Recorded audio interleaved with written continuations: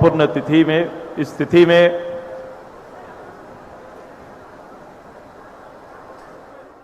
गोवा में शहीद आज से 44 साल पूर्व मैं अपने उस गोलीकांड के शहीदों के प्रति अपनी श्रद्धांजलि अर्पित करता हूं। मैं उनके परिवारों के साथ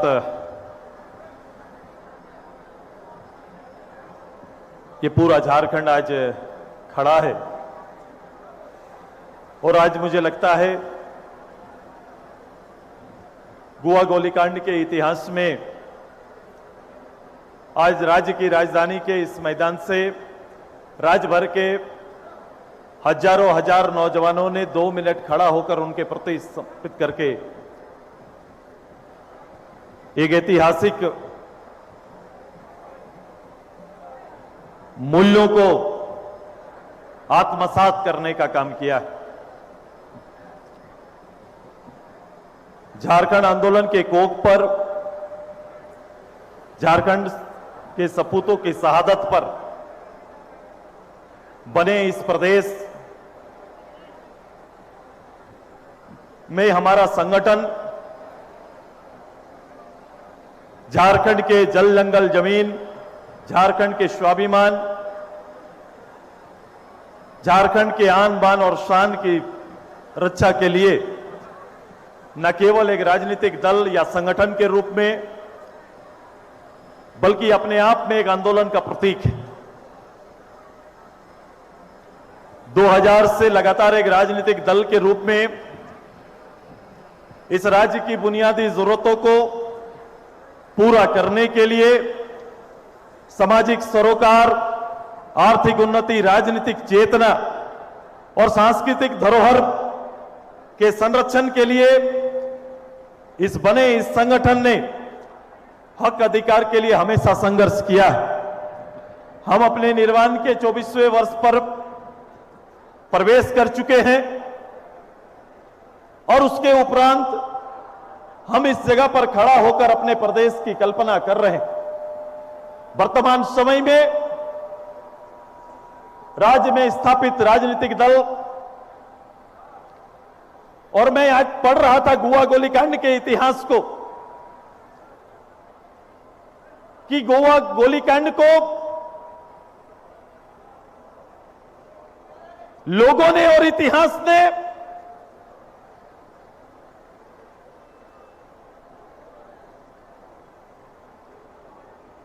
पराधीन भारत के जालियांवाला बाग के आंदोलन के तर्ज पर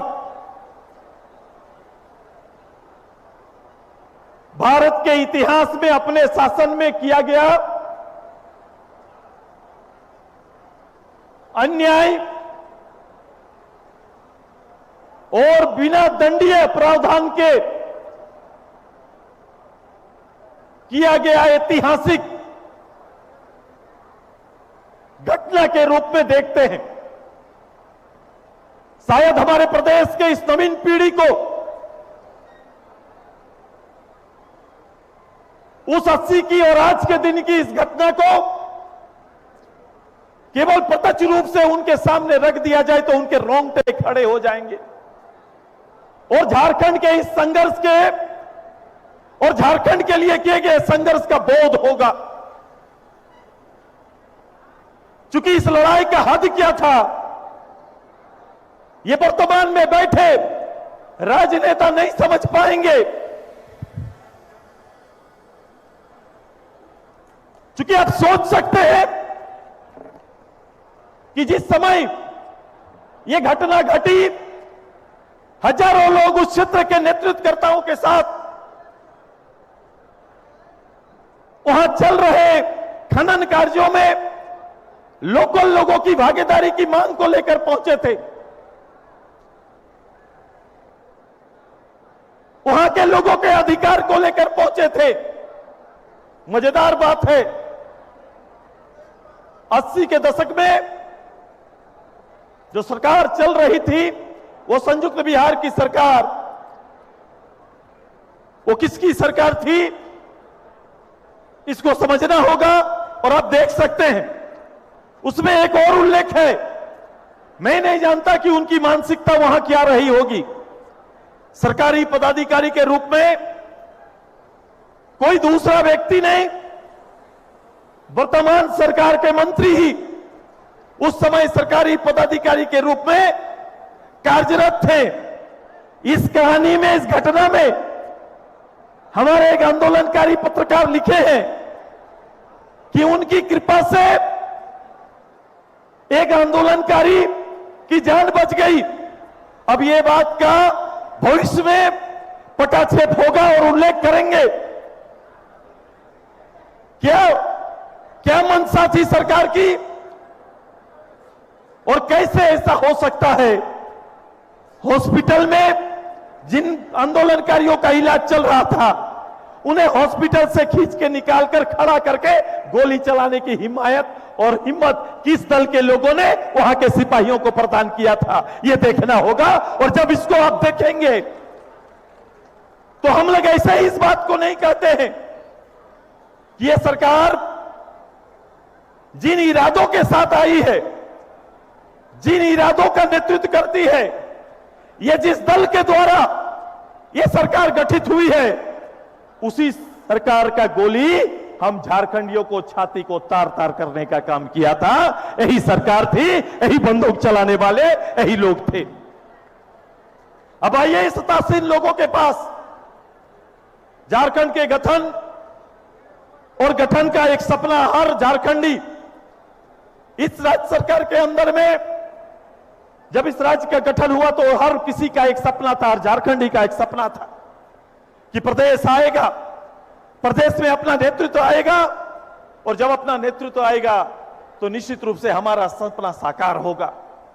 मैं देखता हूं, चाहे भारत सरकार, राज्य सरकार, मैं लगातार इन विषयों को देख रहा हूं, तरक्की के मापदंड को किस रूप से रखते हैं, और मेरे नवीन पीढ़ी को और हमारे लोगों को इनके आर्थिक गणित को समझना पड़ेगा कि हम छले क्यों जा रहे हैं। ये कपितई प्रशासनिक व्यवस्था में बैठे व्यक्ति राजनेताओं की कुशलता के अभाव में राजनेताओं को खुश करने के लिए केवल एक रटा रटाया हुआ आर्थिक व्यवस्था इस राज्य को समय समय पर समर्पित करते रहते हैं, और लोक लुभावने कुछ विषयों को सामने रखते हैं, और सरकार के उस चलाने वाले वो राजनेता जिन्हें इस प्रदेश के बोध नहीं, इस प्रदेश के क्षमता का बोध नहीं, इस प्रदेश के लिए उन्हें कोई दूरदृष्टि नहीं, दूर का सपना नहीं, प्रदेश के आम जनों के जीवन स्तर को बदलने की ताकत और क्षमता न रखने वाले राजनेता जब बैठते हैं तो ऐसे प्रस्तावों पर अपनी सहमति देकर आगे बढ़ते हैं। मैं ये बात इसलिए कह रहा हूं कि जब 2019 में यह सरकार बनी तो ये सरकार को भी और सरकार के लोगों को, जो लोग राज चला रहे हैं, जो लोग राज का नेतृत्व कर रहे हैं, जो राज का मुखिया बनकर बैठे हुए हैं,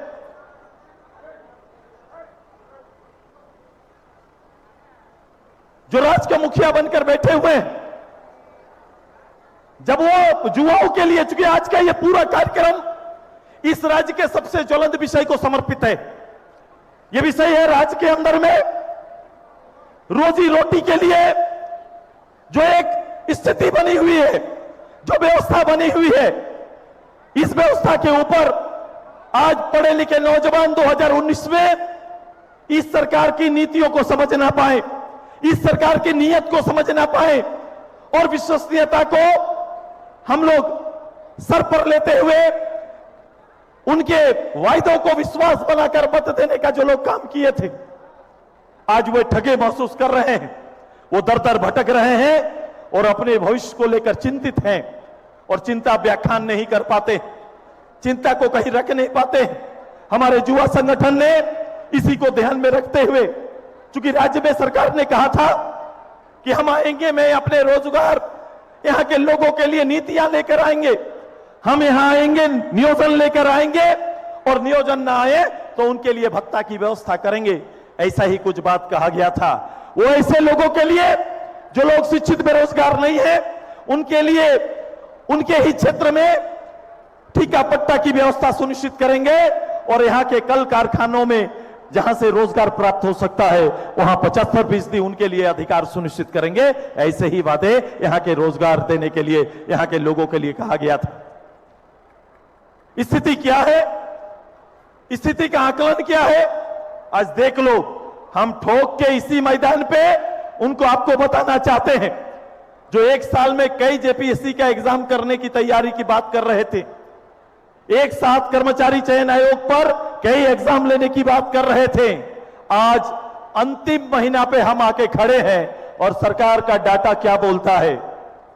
सरकार का डाटा आज के दिन में जेपीएससी में 1033 लोगों को इस 5 साल में सरकार नौकरी दे पाई है और कर्मचारी चयन आयोग से मात्र 10,041 लोगों का ही नौकरी हुआ है। इसके अलावा एक भी सरकारी नौकरी इस सरकार ने यहां के लोगों को देने में विफल रहा है। यह सरकार किसी भी जगह पर, किसी स्तर पर खड़ा होकर मुख्यमंत्री ऐसे कैसे हो सकते हैं, कैसे गैर जवाबदेह हो सकते हैं। आप समझ रहे हैं, ये भाग्य विधाता होते हैं। मैं तो कई जगहों पर नौजवानों को जाकर कहता हूं कि पढ़ लिख कर आपको विद्यालय सर्टिफिकेट दे सकता है, महाविद्यालय सर्टिफिकेट दे सकता है, लेकिन वो सर्टिफिकेट पर्याप्त नहीं है आपके जीवन के लिए, बल्कि एक सर्टिफिकेट और चाहिए, वो सरकार का चाहिए होता है। वो एग्जाम के माध्यम से वो आपके लिए एग्जाम कंडक्ट करे, आपके लिए परिणाम निकाले। जब तक ये संभव ना होगा, आपका ये सर्टिफिकेट रद्दी की टोकरी के लायक बन जाता है। आज यही अवस्था लाखों लोगों का बना है।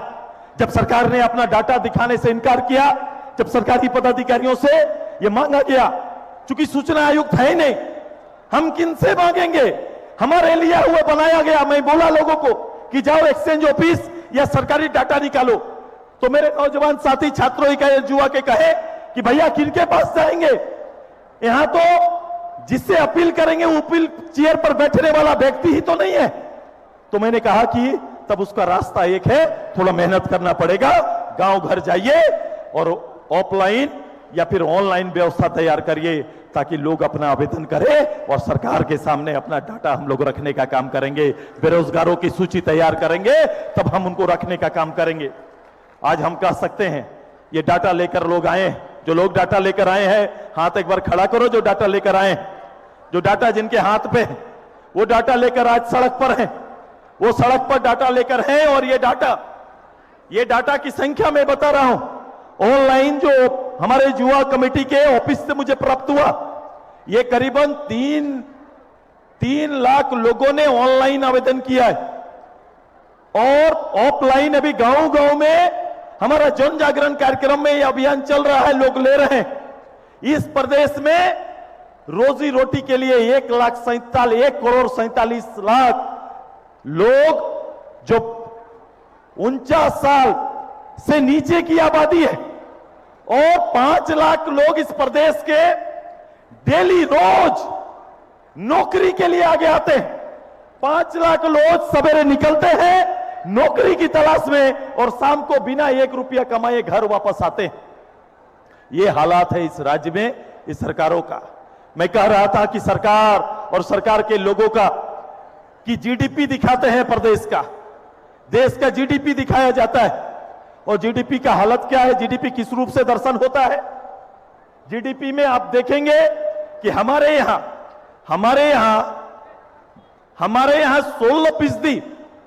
16% इनकम कृषि से आता है। इस देश और कमोबेश राज्य का भी यही हालत, लेकिन उससे इनकम इस प्रदेश के 50% के लोग उस पर निर्भर करते हैं।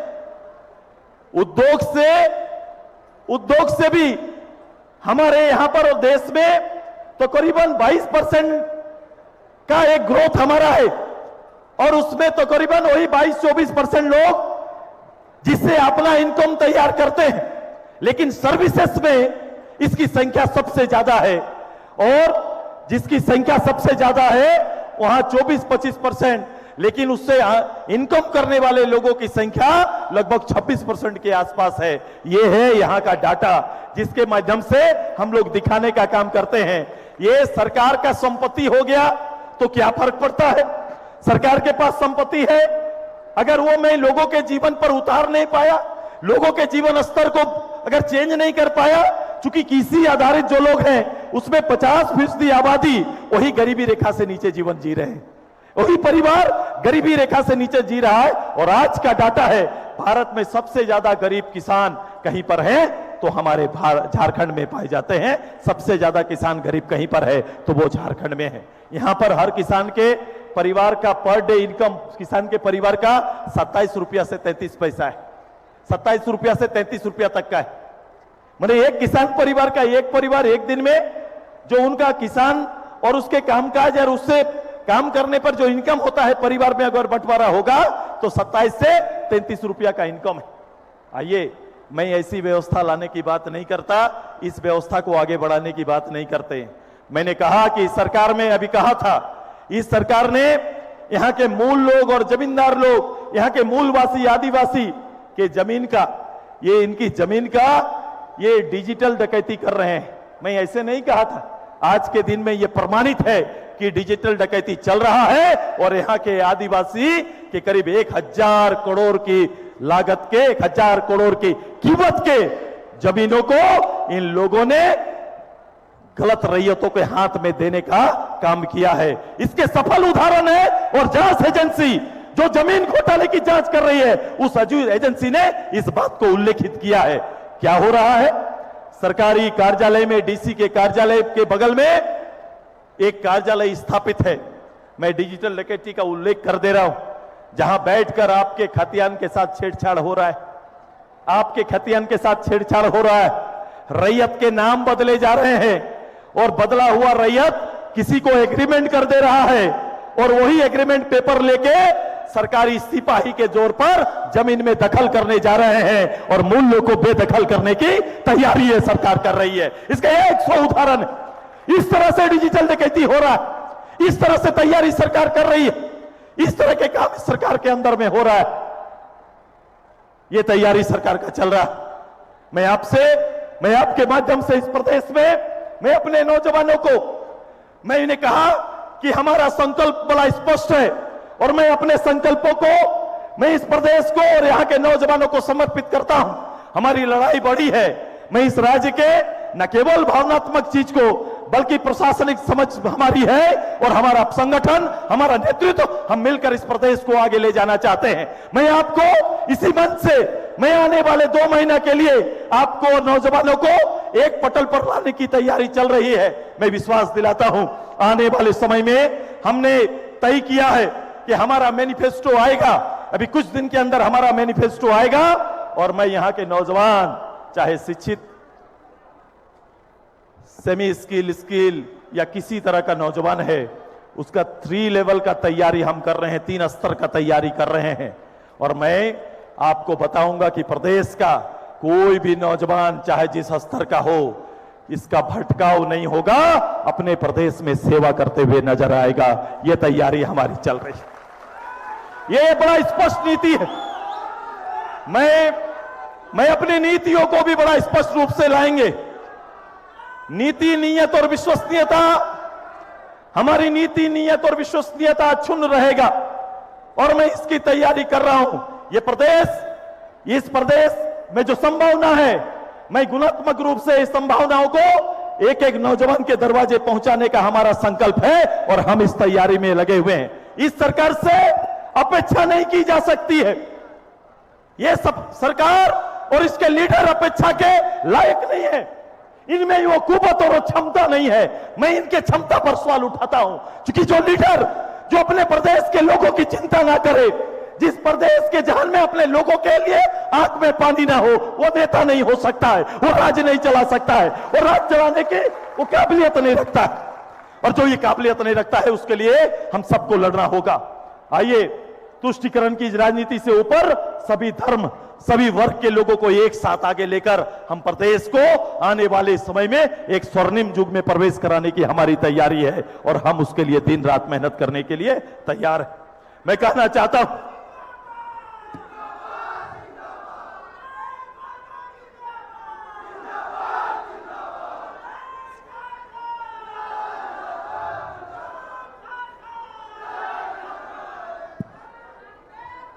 ये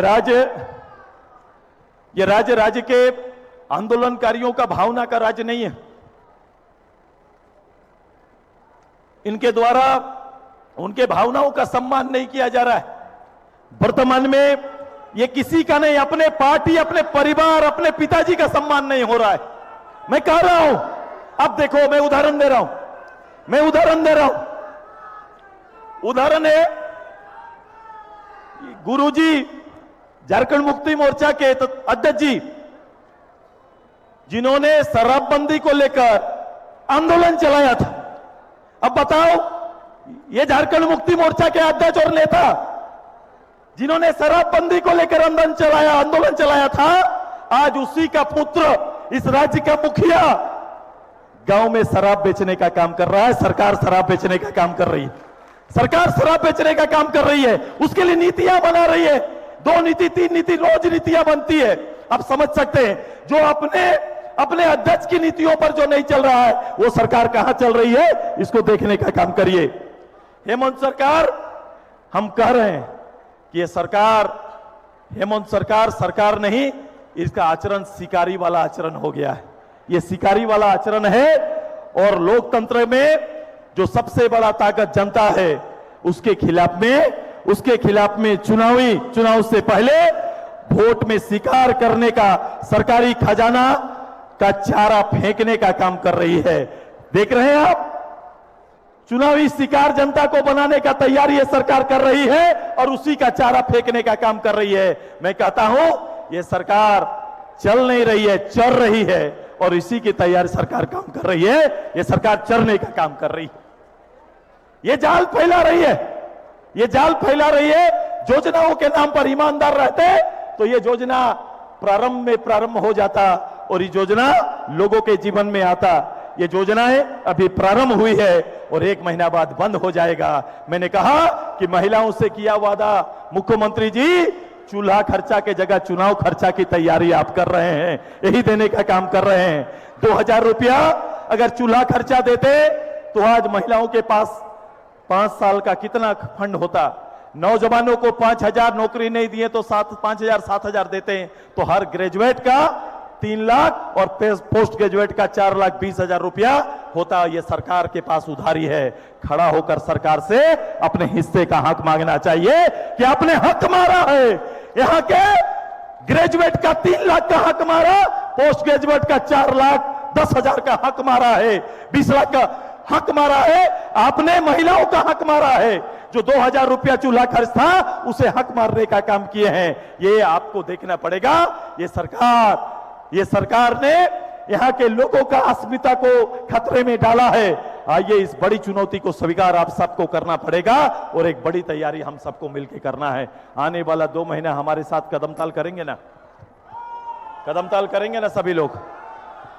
सभी लोग इस राज्य के नवनिर्माण का हिस्सा बनेंगे ना? इस राज्य के नवनिर्माण का हिस्सा बनेंगे ना आप सभी? मैं इसके रोजगार की नीतियों को, ये रोजगार का मतलब पता नहीं समझते हैं। इस रोजगार केवल नौकरी नहीं या पैसा नहीं, कमाई नहीं। रोजगार नौजवानों को समाज में प्रतिष्ठा देती है। रोजगार से समाज में नौजवानों का प्रतिष्ठा बढ़ता है, और ये प्रतिष्ठा के लिए हम सबको काम करना पड़ेगा। ये आने वाले 2 महीना इस निकम्मी सरकार को बेदखल करने के लिए सबको तैयार रहना पड़ेगा, और सबको इसकी तैयारी करना है। तैयार हैं सभी कोई? खड़ा हो जाइए, सब खड़ा हो जाइए, खड़ा हो जाइए सब कोई। सब नौजवान सामने आ जाइए, खड़ा हो जाइए सब कोई।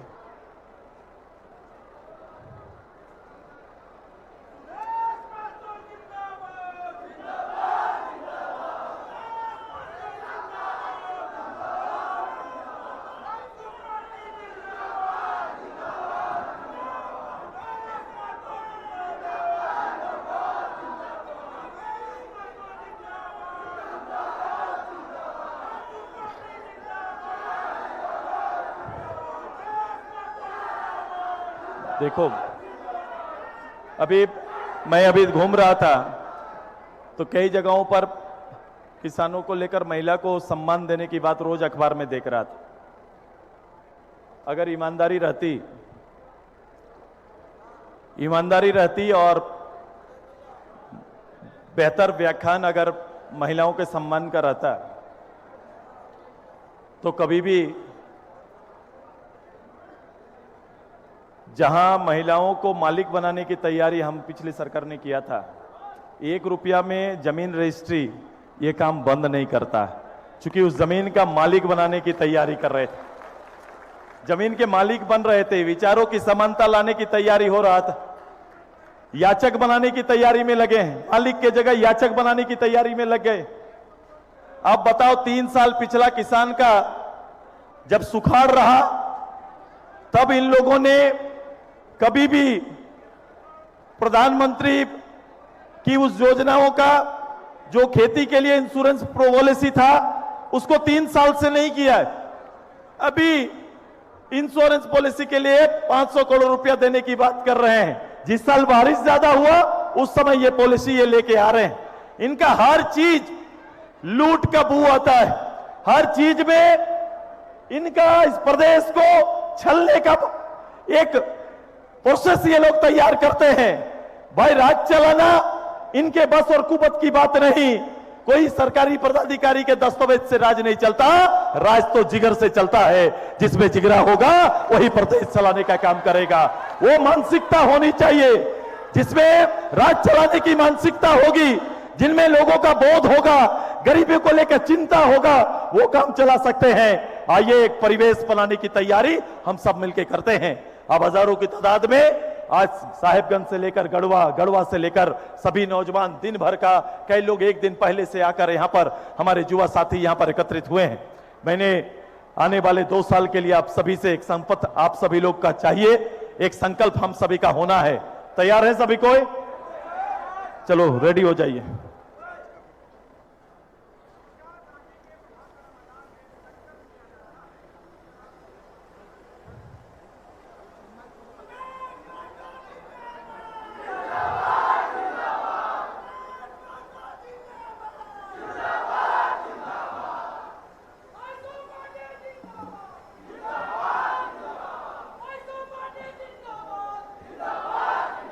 मैं नीचे रख दूं।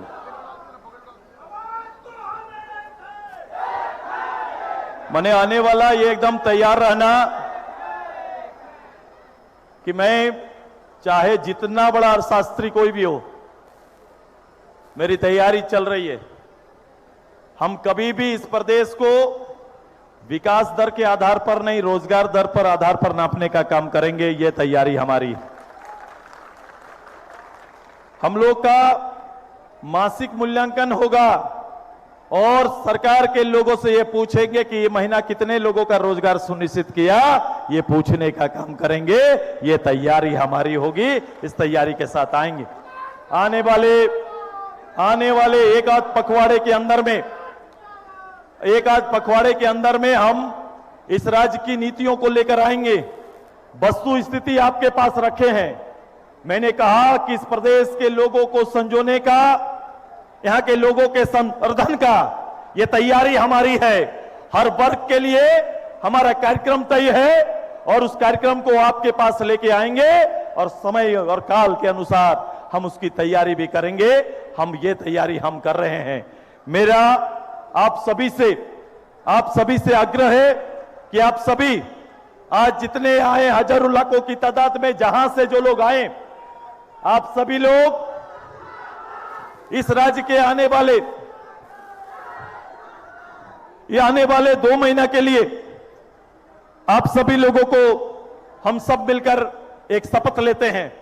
मैं जब अपना नाम लेंगे तो आप भी मैं अपना से शुरू करिएगा। चलो सब कोई रेडी है? सब कोई चलो। मैं शपथ लेता हूं कि झारखंड के लोगों के बुनियादी जरूरतों, सामाजिक सरोकार एवं आर्थिक उन्नति, राजनीतिक चेतना एवं सांस्कृतिक धरोहर के संरक्षण संवर्धन के लिए, उनके हक और अधिकार के लिए हमेशा संघर्ष करेंगे। हमारा लक्ष्य राज्य की समृद्धि, शांति और सुरक्षा है। हम राज्य के लोगों के लिए नीति नियत और विश्वसनीयता को अक्षुण्ण रखेंगे। बहुत बहुत धन्यवाद। जय झारखंड, जय झारखंड। एक नारा कॉमन बना, आज एक नारा कॉमन बना है और अब यही नारा आगे जाना है। आपका नारा लगा। जो सरकार निकम्मी है, क्या है मैं बोलूंगा, जो सरकार निकम्मी है वो सरकार बदलनी है। झारखंड का हर घर तक ये आवाज जाना चाहिए युवाओं का एक साथ। जो सरकार निकम्मी है वो सरकार बदलनी है। जो सरकार निकम्मी है वो सरकार बदलनी है। जो सरकार निकम्मी है वो सरकार बदलनी है। बहुत बहुत धन्यवाद।